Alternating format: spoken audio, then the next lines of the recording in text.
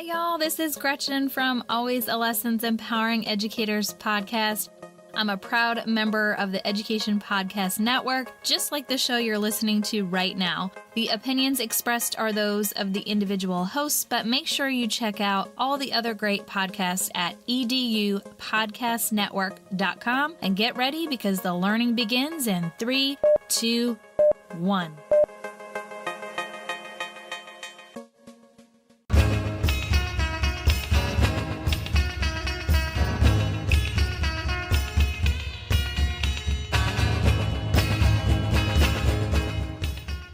Welcome to episode 3 of the Instant Relevance Podcast. We are so excited that you are back with us today. And if you have heard episode 1 and episode 2, thank you for coming back. That means you must enjoy what we have to say, and hopefully you've been able to connect with us online afterwards and have some ideas that you've been getting shared with us as well. And if you are new to the Instant Relevance Podcast, thank you for joining us. As we sit here and talk with each other, we are so excited to hear that people are listening and getting in touch with us afterwards. So we have an exciting guest a little bit later in the show today to share with you. And Raymond said to me that he had something he wanted to throw my way. I'm kind of curious what that was. Yeah, thanks, Denis. I'm excited that we're on episode 3 now. We have a great guest this week. Really excited to kind of tie in to this idea with our guest, Kareem Farah, talks about ways to improve schools and ways to scale up things happening in our classroom beyond just our own classroom and be able to affect change in other classrooms. So I actually have a Make It Real moment for Denis that involves maybe a little conversation before the Make It Real moment. But what I want to talk about today is LeBron James.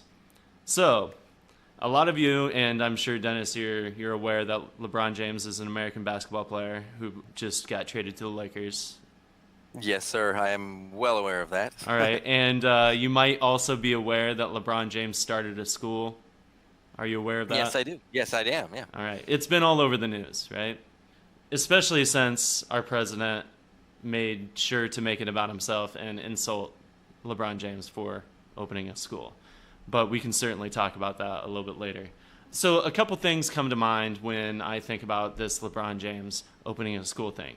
First of all, I have open with me right now is the graphic that came out with the announcement of LeBron James opening a school. It has a picture of LeBron nicely dressed, with the glasses on, and then it has all these things that his I Promise school is going to give the students of Akron. That is 1, free tuition, 2, free uniforms, 3, free bicycle and helmet, 4, free transportation within 2 miles, 5, free breakfast, lunch, and snacks, 6, food pantry for families, 7, GEDs and job placement services for parents, and finally, guaranteed tuition to the University of Akron for every student who graduates.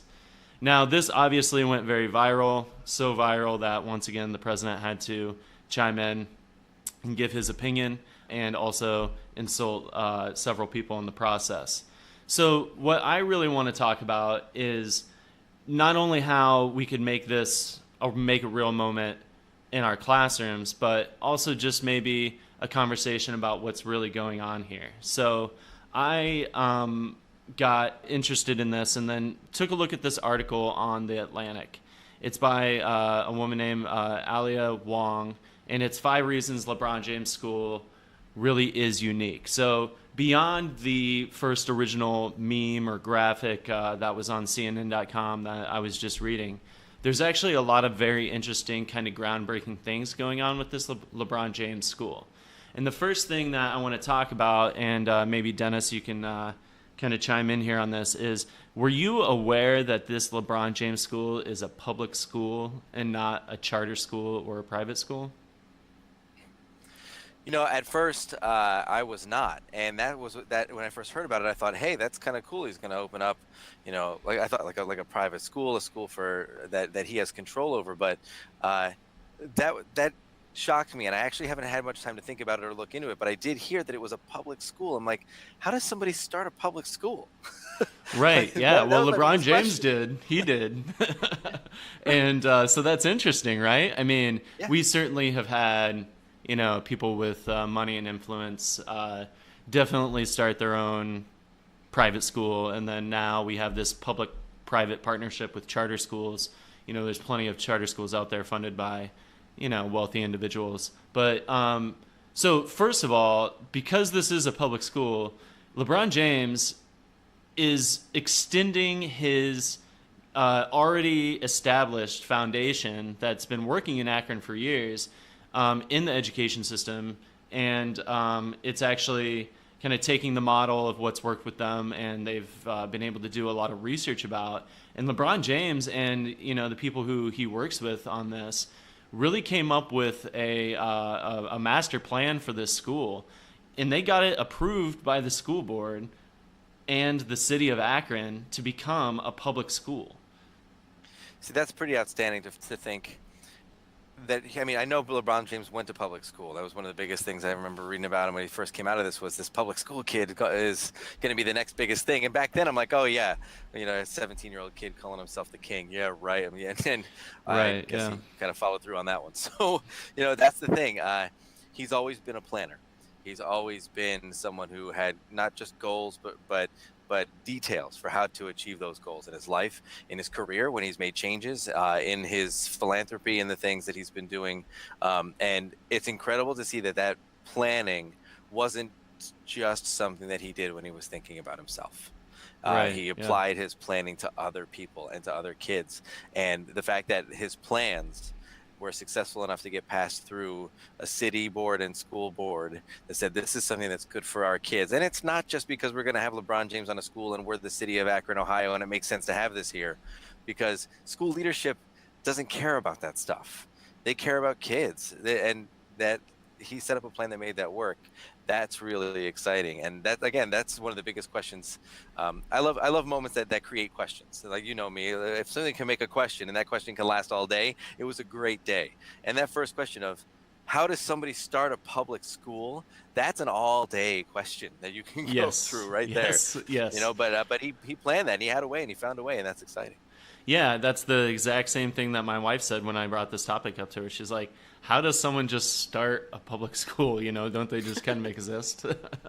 And so I do want to, before we talk a little bit about this being a Make It Real moment, is first of all, I do want to kind of make a tie-in and connection to our guest that we have, who is trying to take a model that he seems to be successful with in his own classroom and in his own school, and expanding it beyond his own brick and mortar school and out into the larger community of education. This LeBron James I Promise School kind of paradigm shift, or this plan, if you want to call it that, has actually been identified and accepted as something that is going to be able to be scaled. I was reading that in both Maryland and Ohio, some lawmakers are trying to get funds involved so that they can open up more public schools like this around the country. So that's just a little tie-in with our guest coming up here in a little bit. But also I want to talk about some of the things that are listed in this original media portrayal of LeBron James' school, now that we know that it's a public school. First thing, free tuition. All public schools have free tuition. That is pretty much just advertising a public school here, run by LeBron James. Also, free transportation within 2 miles. I'm pretty sure that most school districts with busing take kids from all over the community and bring them into the school every day. Free breakfast, lunch, and snacks. Most public schools provide, those meals for students, especially those below the poverty level. So though there are some really groundbreaking things going on with LeBron's school, I think that part of the Make It Real moment that we can bring out in our students, and there's actually a lot of different things I could discuss here, but I really think a media literacy piece would be really interesting on this, because the initial scrolling through the headlines, seeing that LeBron James started a school, bringing up and seeing this graphic, seeing the president's response, that can obviously bring up certain preconceptions of what's going on, when in reality, it's a very different situation that is almost very groundbreaking in education. So what do you think about Make It Real moments for this, Denis? Well, I would like to say to our listenership that the fun part about this is that I did not know what Raymond was going to say when he started talking about this today. And I love having something like this just brought up and say, hey, what do we think about it? Because that's when I just start churning and going. And I think, first of all, you're right. The media literacy component of this is pretty interesting. Mentioning things in your graphic of what's valuable about this school that exist in every public school is an interesting level. The free tuition, the free transportation, free breakfast, lunch, and snacks, like stuff like that. That's really it gives our kids a chance to understand how to use available information to portray what you want to say, because none of it is lying. There's nothing that's a lie about that. It's available, and he's just because it's on the list of things that are there for the school doesn't mean that they're wrong. But we need to be able to interpret those things and understand, in comparison, if this makes us better or worse or the same as something else. But there are a lot of different things that I was thinking from quick to longer term moments when you brought this up, and some of it would be, like the cost of opening a school. Is he building a new building? Yes. Is he finding an old building that he's taking over? What does it actually cost to supply these things? And there are some upfront costs that are totally different, like free uniforms, free bicycle and helmet for kids, guaranteed tuition to the University of Akron. Now that's the type of thing that could send your kids down a research hole to think, well, what's the tuition to the University of Akron? Who gets to go to the University of Akron for free anyway? Do you get to go if you have certain financial situations in your home? And is that the type of student that is going to be in the school to begin with? Is he really not going to be paying for that much tuition to the University of Akron? Or is he going to be paying for a lot of it? Like that, the research part of it is incredible. To pick one topic, one fact check, one thing that you can either corroborate or dispel as valuable or true or false here. And then again, some of the math of it, just what does it take to build, to cost, to support, to do all these things. That's a pretty exciting moment to take kids through too. Hey, you want to start a school? What's it going to cost? Figure it out. Let's see what we can do. Oh, you figured out the cost for the first year? That's great. Schools don't close after 1 year. What are you going to do when this is a high school? How many kids are going to be here? How is that going to grow? How is this going to scale? If he duplicates the school in other areas, is it going to provide free tuition for those schools as well? So the follow-up and the planning is pretty cool, because you can apply this into a design class. The design process of coming up with an idea and then modeling it and revising it and refining back and forth again. This is an example in that process. And to think about what went through to come up with this, and to see what would you do in a similar situation if you needed to start this or whatever. But I think one of the other things that we can do as well is look at this from a lot of different pieces in social studies classrooms and even in our economics classrooms. But one of the goals of the school is to engage the students outside of school. And one of the things that I have lots of conversations about with people is, stop giving homework because we don't want our kids to have to think about school outside of school all the time. Or our kids need a chance to do what they want to do, or to play, or to do their sports, or to do the things they're going to do. But he's looking at the school environment and saying, I do not want these kids left alone after school.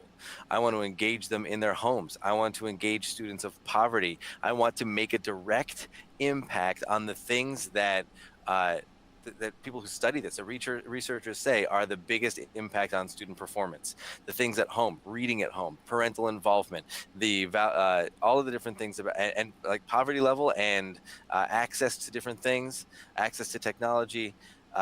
He was looking at that and saying, no, let's get that in here too. Let's not just make this about the school. Let's provide that. Let's have conversations about that. That's an interesting conversation to have with our social studies students about what it really takes to affect true and lasting social change in a place, and who are the people that are doing this? What are models of this that have succeeded and failed? And do we think this model will succeed or fail? I think you hooked me in on this one. I think I'm going to be following this story a little bit longer.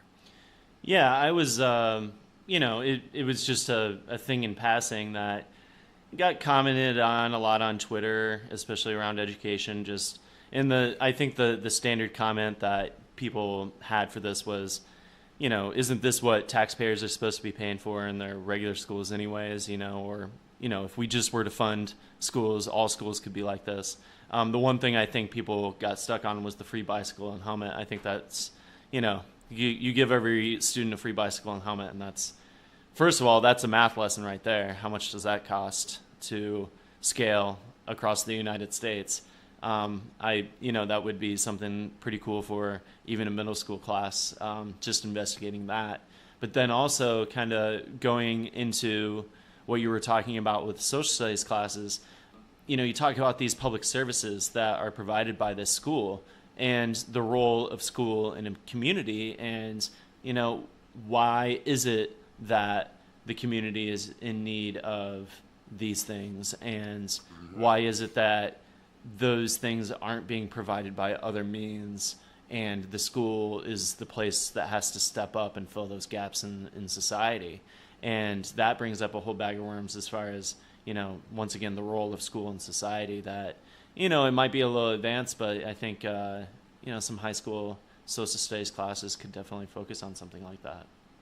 No, that's a great one too. Like, let's not forget, it's a public school, which means public taxpayer money is supporting the school. It's not just LeBron James's billions. It's who is paying for these things? Is he personally paying for the bicycle and helmet and the tuition, or has he just started a school that will be taxpayer funded? And that will be an interesting conversation to follow too. You're right. It's what's going on in this area that created a need for this, and how could that need have been addressed differently? And is he planning on addressing those needs holistically, so that his school doesn't need to be scaled and replicated? It becomes obsolete. That would be cool. So no, there's a lot in here for students and a lot of different age groups to think about and to do. And the bicycle and helmet thing just actually got me again. It's kind of fun, except if you're giving kids free transportation within 2 miles, who needs the bicycle and helmet? Yeah, 2 miles isn't really that far. Nah, that's a 25-minute walk right there, 2 miles. Right, yeah. Most towns are, radius around a school a lot larger than 2 miles. But, that's an excellent make a real moment idea. Get maps out and everything. Yeah, and I think you're right. That leads perfectly into our guest for today.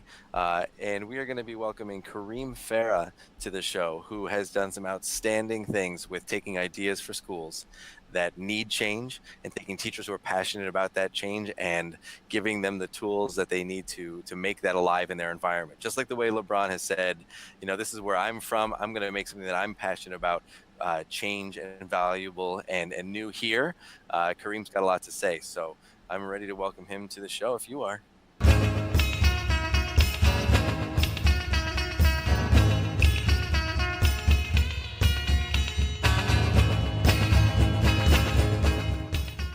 Today, we are excited to welcome our guest, Kareem Farah, to the Instant Relevance Podcast.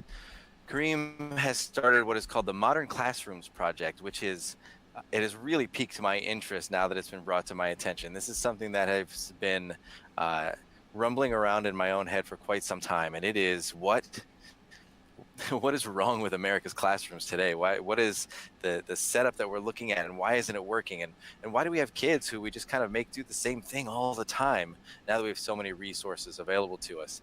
And I think Kareem was feeling the same way and had an opportunity in his teaching to make a change. And that opportunity, sometimes you can watch it go by, you can let it go, and you can just kind of hope for the best, or you can grab it, wrangle it, and take that bull by the horns and go and see what happens. So, Kareem, I welcome you today because you took that bull by the horns, and it looks like you have really started something that you are passionate and excited about. And I'd like to give you the opportunity here to tell us a little bit more about the Modern Classrooms Project. Absolutely. Thank you all for having me. I am extremely excited about the project. It just launched this year. About a couple years ago, I was going into my third year teaching. And prior to that point, I had been teaching in a traditional lecture model, and I'm a mathematics teacher. I teach high school math in a predominantly low-income environment. I've done so all my life. And up to that point, I thought I was an effective educator. I had always been observed well. I had great relationships with students. So I was under the interpretation that I was reaching kids in the way that I was supposed to.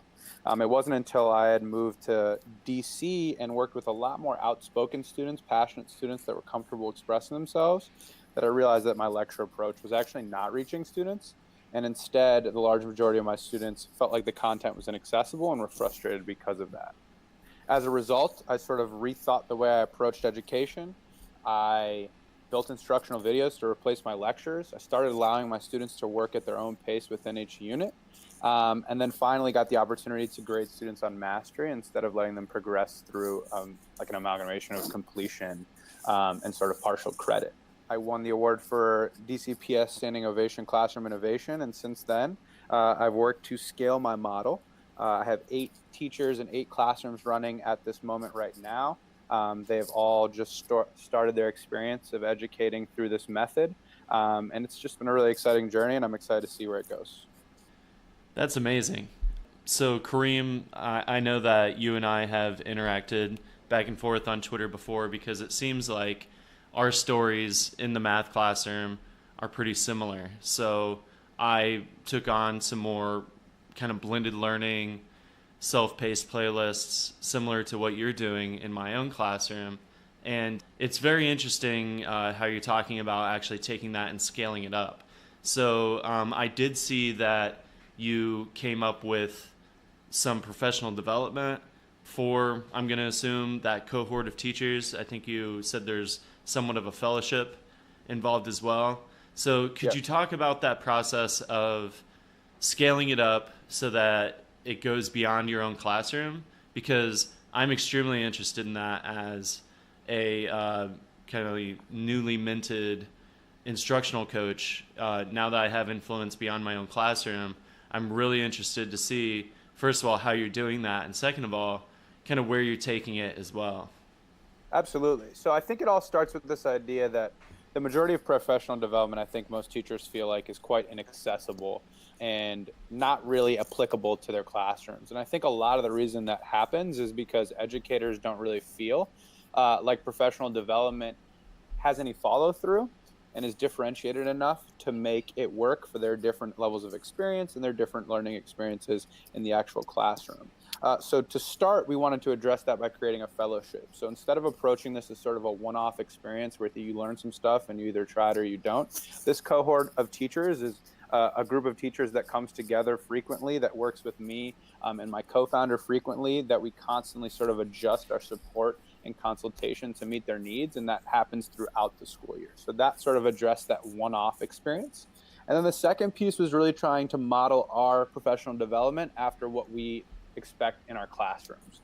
We often hear that. We often say, hey, why is professional development so lecture-based? Why is there such little work time? All those things are so frustrating when we sit through professional development, but we rarely see that shift. So our professional development, much like our classrooms, was also self-paced, blended, and mastery-based. We constructed a 5-module program. Teachers worked through those modules at their own pace. They hit benchmarks where they had to show us the work that they completed. We evaluated, decided if they've mastered those skills, and if they hadn't, we made those adjustments, then went back and revised, and so on and so forth. And we took a lot of data. We had our teachers engage in metacognition constantly, and it was quite clear at the end of the process that our teachers really, really appreciated that professional development in a way that they hadn't really appreciated professional development in the past. And there were some anecdotal experiences as well as just the data on their personal mindset shifts that really showed that they were extremely excited about the school year, more so than they've been in previous years. And we're really passionate about the mission. And that's something that I feel like I have missed in my professional development. So it's exciting to see and experience. So that's where we're at now. Our classrooms are live and running. They've all submitted their first student-ready units. I've observed them multiple times throughout the school year because 6 of the 8 are actually at my classroom right now. So it's all been a really exciting experience, but we're definitely still at the early stages. That's pretty exciting. I was looking over those modules that you had mentioned a little bit earlier too, and I did recognize that as you know, a person myself who delivers a lot of professional development to teachers in the math classroom.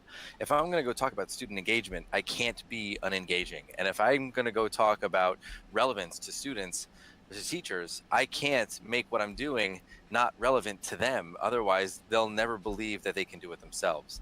And as I looked through those modules, it was really interesting to see that you were planning on the teachers being able to take the time to be able to recreate this in their own environment, take what they know about their own students and their own classroom and apply this idea to those kids and those classrooms right now. Not just take what's a big idea and do it, or a set of steps and follow it, but really think about what's going on in the environment that they're about to bring this idea to, and see what it means to bring it there and to be effective with this in that model. Because if broadly accepted enough or really understood enough by enough communities, this could be something that could be scaled to low-income communities, to rich suburban communities that want more for their kids. They have a leader in place and teachers in place who are really excited to make more of this. And so one of the questions I really have for you now is, like you said, you have 8 teachers and you keep calling them My Classroom. So I'm wondering, is this a lot of this in your current school, so that you're working at a local level? And what are your goals for scaling this out? Do you see designing an actual school location, or do you see yourself trying to transition this to as many teachers from one unit a year doing a model like this to full scale, this is the way we teach in our school building? Yeah, absolutely. You know, a lot of the way we've designed the pilot is to ensure that we have enough data possible to really differentiate and figure out what our growth plan is. So right now our growth plan is up in the air in the sense that we have a lot of options, but we need to refine it. So right now we have 8 teachers, 6 of which are at my school, 1 of which is at a middle school, and then another one that's in a Northern Virginia school. They cover all major content areas. So we have a series of math, science, history, and English teachers at a variety of grade levels, all the way from 6th up to 12th. So the goal there was, in a pilot year, to keep it small, to make sure that this model doesn't just work in my math class, that isn't specific to a type of teacher, but instead is truly scalable in a way that works across the board. And then from there, the growth plan is really to just start recruiting more teachers. So hopefully the model works well in these classrooms, and in the next couple months, we can see that this is something that really does have the capacity to be scaled in an effective way. And then we immediately need to start working with fellowships, foundations, donors, to ensure that we have enough financial support to then scale this to a large number of teachers. We envision trying to get a cohort of about 30 to 50 teachers next year. Again, keeping it generally localized, because I want to be able to provide that support, or whoever is running that organization at that time, my co-founder, to be able to go and check in on all of our classrooms, to provide that consultation experience, to provide that hands-on experience. And then from there, the growth plan is sort of endless. We could grow this thing so that it scales across the country with classrooms everywhere. And we run, obviously, as a full-time job, providing consultation and support. But we could also sort of shift to a school-wide approach, where we really view this as a school-wide approach to teaching and learning. The key, though, in my opinion, and I think this is something that's really important to our vision and our model, is you have to respect what the teachers want to do.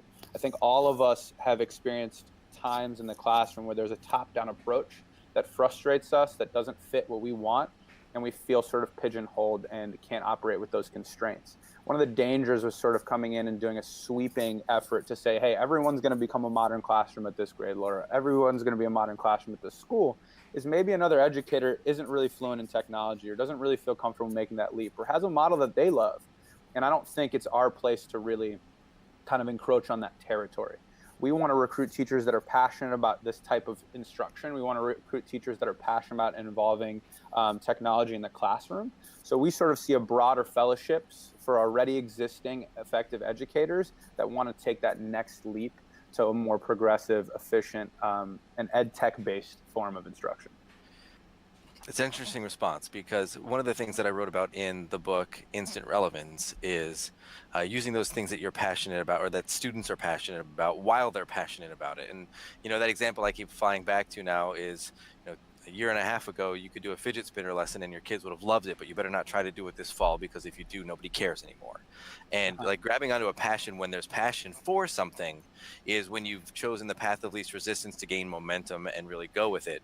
And that's one of the reasons why I was excited that Raymond had mentioned that you were going to be a guest on this podcast. He came to me and said, Kareem is an exciting educator. I think we should have him, because you found that same instant relevance idea, and it is look for those teachers who are currently stewing in these passionate juices of, I think there's more. I think it's better. I think I can try something. I think technology has made it so that we can do better for our kids. And you grab them while that passion is rumbling, and allow that to really become like effective energy, rather than, like you said, forcing it on people who don't care.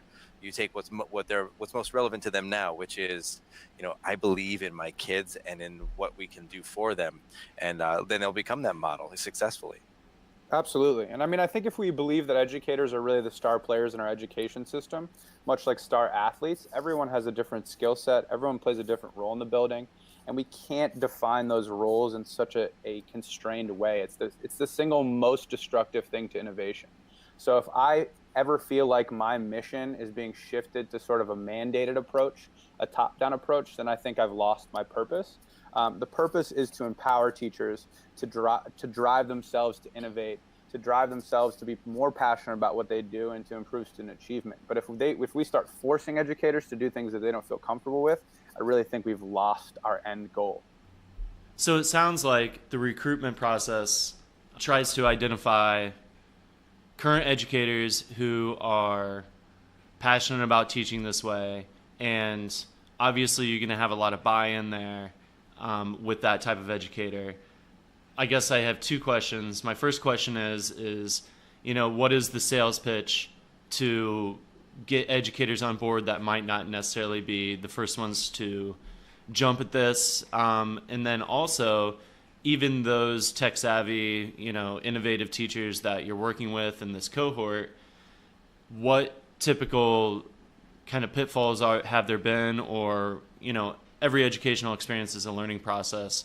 I guess my question is, are there any key takeaways from this first cohort that you see as something that you're going to be changing, or something that the cohort found out maybe they liked a certain best practice in teaching a certain way with this self-paced model? Any educator feedback that you're going to consider for your next cohort? Yeah, sure. So on the first question, when it comes to recruiting teachers, I think the first thing that I look for is a teacher that's seeking out change. If you are uncomfortable with the level of student learning that's happening in the classroom, if you're uncomfortable with the sort of brick and mortar traditional structure of a classroom, then you're probably seeking a change, and this program is probably going to meet your needs. That's the first thing I found. And evidence of that is one of our educators is a 22-year veteran who has been teaching the traditional model, honestly, right around when I was born. 5 years after I was born is when he started teaching the traditional model. And when I went and approached him, he was so anxious to develop a model that was different from the one that was in front of him, because he had seen so many years of evidence that what he was doing was not reaching all of his students. He was not tech savvy. He had never really experimented with instructional videos. All he really wanted was a change. And then the second piece that he had was the desire to work. This is not a model that you can just pick up and say, I'm going to try. We are a firm believer that we believe in blended learning that is teacher driven. It is not some type of program that we kind of attach to your classroom. These are not videos that are created elsewhere. Our teachers create their own videos. They construct their curriculum as they please, and it is a teacher-driven approach. So if you're going to do it, it's going to require a lot of work. We are going to compensate you for that work. We're going to take care of you and hopefully make you feel like a really respected educator that you are, but you need to be ready to put in a lot of hours. So I think a desire for change and a really great work ethic is the perfect example of an educator that we want to recruit as a teaching fellow. With regards to sort of what we've noticed so far, the reality is every educator is absolutely experimenting at this moment. So none of them have necessarily had pushback on what the model has. They've just sort of been getting their feet wet. I think there's certainly a challenge around the ed tech piece. Honestly, the biggest feedback we had was they wanted the training to be longer, because some of those pieces felt like they were challenging, and they were sort of really stuck in figuring out the right way to build a video and build a learning management system, ensure that kids are answering formative questions within the video and all that kind of stuff. But so far live, all the classrooms are really just trying to figure out their kinks and make sure that it's running smoothly. So we haven't had any pushback yet, but I'm anxious to hear that feedback. It's only been 2 weeks for 7 of the teachers, and 1 still hasn't even started. But other than that, we haven't heard much yet, but we're anxious to honestly face those roadblocks and make the adjustments, because with any innovation, especially in the field of education, with the number of constraints there are, our model has to be resilient. And if it's not resilient, it's not going to work. So it's going to need to be resilient through setbacks, and I'm excited to see what those are and how we take those on.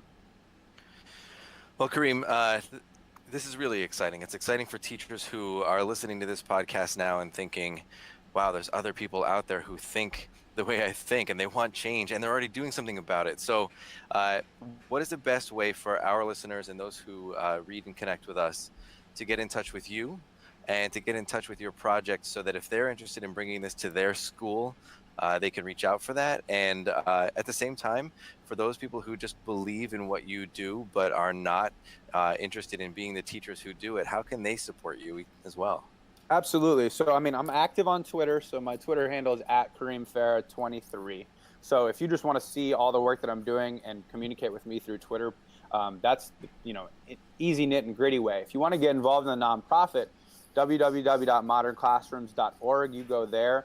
We actually have a section that says contact us. It'll send a direct email to us, where me and my co-founder will get that email, respond as quickly as we can, and sort of have a discussion about how we can support you, whether we should look at you as a potential teaching fellow for an upcoming school year, whether you want to have access to some of our blended self-paced and mastery-based professional resources. We'd be happy to provide those, and really just engage in that discussion long term, because again, we're all educators, and we in no way, shape, or form are trying to hide our materials. In fact, we want to share them as much as possible. We just want people to use them as productively as they can. And then the last thing is we obviously have a donate portion. So if people want to support our organization, please donate. We are actively in the process of recruiting stakeholders, donors, fellowships, and so on and so forth. Because one of the biggest challenges that exists today, especially in the work that we're doing, where we're targeting low-income communities, is there's a huge tech divide. So 7 out of our 8 teachers teach in schools with low-tech environments. So part of our fellowship is when the teachers get accepted in, then they get the training, they're also given a Chromebook cart that is owned by the Modern Classrooms Project that stays in their room and is exclusively used for the work that they're doing. So there is a large upfront cost that we have when we sort of develop this out and run this through our different schools, and we run it straight through to the teacher. It's not run through a school or a district. We go direct to teacher to really create that autonomous relationship. So it does require some serious fundraising. So the support is always something that we are seeking out. That sounds great. That sounds like an amazing cause to make sure and give to. I really like how this entire organization is very teacher-centric. Like you said, the funds that you're going to donate to your organization go directly to helping teachers in their classrooms. And I can't think of anything better. I don't know about you, Dennis. What do you think? No, this is it. The fact that you engage with the teacher one-on-one and say, listen, I know that you want more, and we believe in you, and we're going to support you, and we're going to give you everything that you need while listening to you all along the way. There's nothing better than a teacher could want. And so I hope that if a teacher feels that comfort to come to you, that they can bring this to their school district with administrative support, which is my role now. And if I had a teacher come to me with this idea, I would say, you have every bit of my support on this one. I'll take it, and let's run with it and see what we can do. So I think, yeah, you've got the right model to get this into schools, but also to really get it there for the right reason. Wonderful. Well, Dennis, if you have some teachers that are interested, send them my way. I'd be happy to meet with you, and maybe we could start that where you're at. Absolutely. I would love to do that. Excellent. All right. Well, thanks for being a guest on the Instant Relevance Podcast. Thank you all. Thank you for having me. I really appreciate it.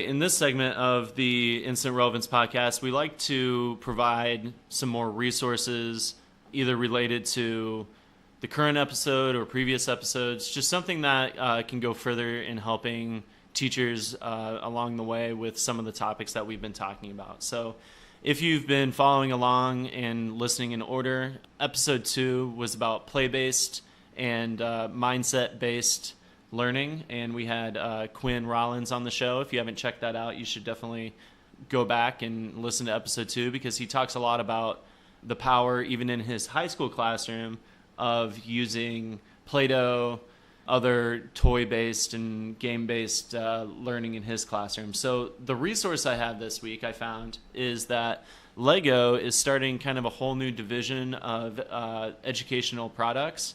So previously, if you know anything about Lego, they definitely have their Mindstorm kits and their robotics kits. I know that I was a middle school robotics coach for 2 years and delved way too much of my life into that. But what Lego has come up with is this thing called Coding Express. And the idea is that it allows you to inspire even earlier learners. So you're talking about preschool aged, even up until kindergarten probably.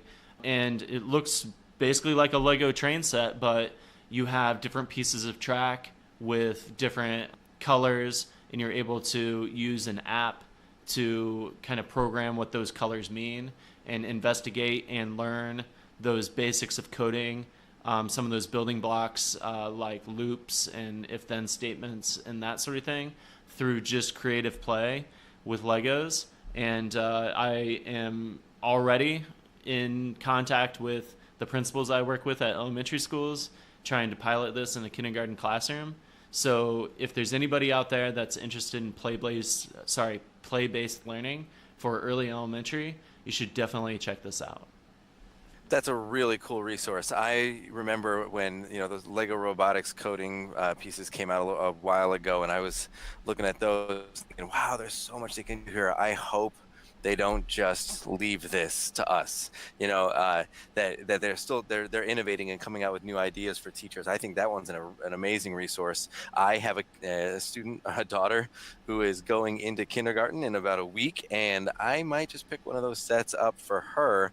And my second grade son might probably want to jump in on that one too. But that's exciting. I'd love to try that out. As far as a resource share, I've got to support what Kareem has shared with us today from his work and his class and his school. I think the Modern Classroom Project is an excellent resource for teachers who are looking to change what they do and looking to have support in that. So that's modernclassrooms.org. Again, you should reach out for that. And thanks again for listening to the Instant Relevance Podcast. We love having listeners with us. We hope that we've shared something with you that you can either take back to your classroom or think about for a while that affects you as a teacher and that you value and can use in the future. So for myself and for Ray tonight, thank you for joining us, and we are excited to have you with us moving forward.